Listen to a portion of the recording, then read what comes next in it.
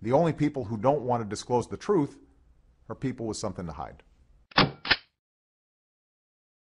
Let's go to the phones. Welcome back. Rush Limbaugh here, the EIB Network. We'll get to all this stuff, bro, call, because, and we got Obama's speech to the half-empty stadium, where he basically says, I know you're not better off now than you were, but it's going to take 10 years.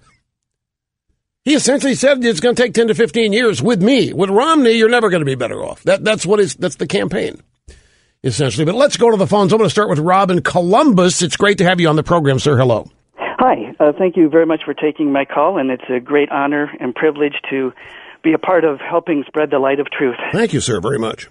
Oh, it's a great honor. Well, I just wanted to let you know that on the Ohio State University campus, there were very active campaign functions going on, being door-to-door, pumping people up to get to the Obama event and passing out literature. Is that right? What day was this? It was actually last week. I tried to get through. It was it could have been last Sunday, but through Monday, Tuesday. It was, an ongoing event. So they knew or suspected a week prior to the event they were going to sell a place out. They had people going door to door trying to get people to show up Saturday? Absolutely. And also with under the guise of, this really doesn't have anything to do with politics. It's just that the president's coming. That's what they were saying? That's what at least some of them were saying. Some of these people going door to door trying to get people to show up said that has nothing to do with politics, just the president's coming? Yes, denying that it's politics. I mean, it was only his campaign re-election announcement. Exactly. Nothing to do with politics. Right. I kind of... What's he going to do, introduce Julia? By the way, do you know Julia is a character in the book 1984 by Orwell? Oh, yeah.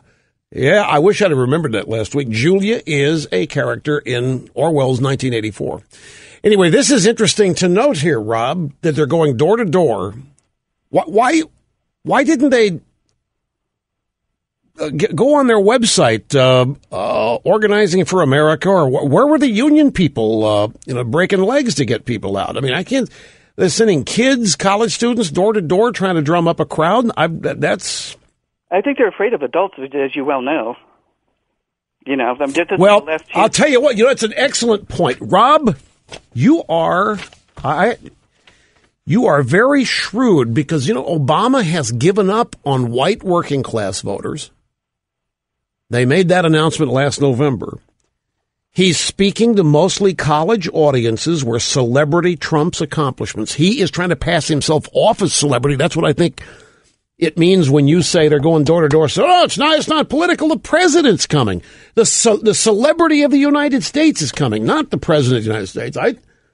So they've basically the only crowd they can get is college students. That's who's at every speech in the last couple of weeks, anyway.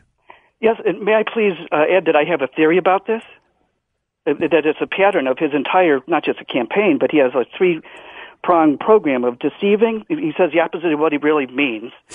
The second thing he does is he destroys what he actually says he cared about. And then the third thing is he deflects attention away from it and denies he has anything to do with it. All right. Here comes the final exam. Give me examples of each. Oh, sure. For example, the stimulus program. Oh, I care about the economy or I care about green energy, and that's the deception. The second part is... Whoa. What he cares about, you mean he really doesn't mean it? Of course not. He doesn't? He didn't believe in the stimulus? He does. He acts like he does. That's the deception portion of it.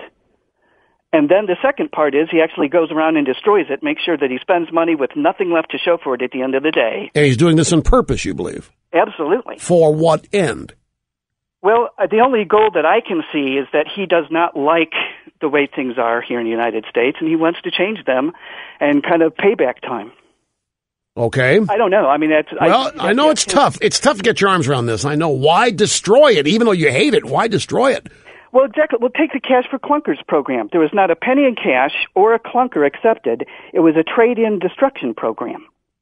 You had to first take a perfectly good running automobile to then be eligible for buying a brand new car and using that as a trade-in to get an additional discount.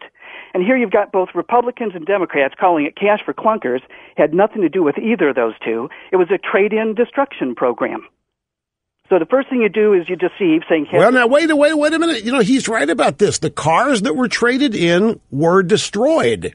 They were, folks. It was basically get rid of the gas guzzler, and which equals the clunker, and we'll give you a deal buying a car you'd really rather not have.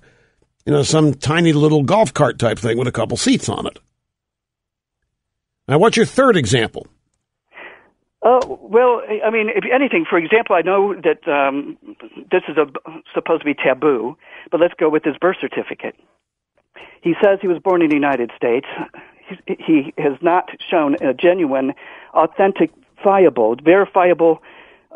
In order to authenticate any document, you need to have the original. No, wait just a second. They did release a birth certificate. The original? Even Donald Trump said to be satisfied with it. But a copy of anything, you can't be satisfied. You have to actually examine the original. So in order for any document examiner, in a court of law or for George Washington, I got a Abraham Lincoln autograph or whatnot, in order to have an expert authenticate it, you can't go by a copy. You have to actually examine the ink on the paper, as well as many other things. Okay, what are your thoughts on the fact that Obama's Social Security number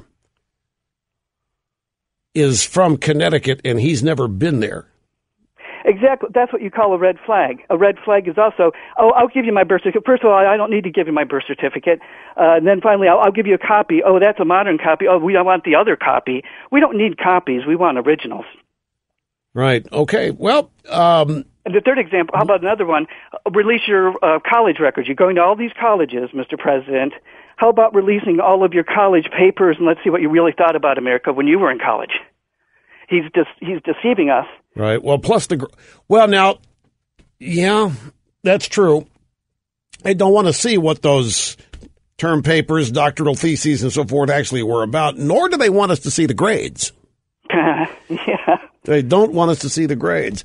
Okay, well, look, Rob, this is cool. I'm glad you called. This is the kind of youngster thinking that we admire here, the EIB network. I got to run. Quick timeout. Back with more after. The only people who don't want to disclose the truth are people with something to hide.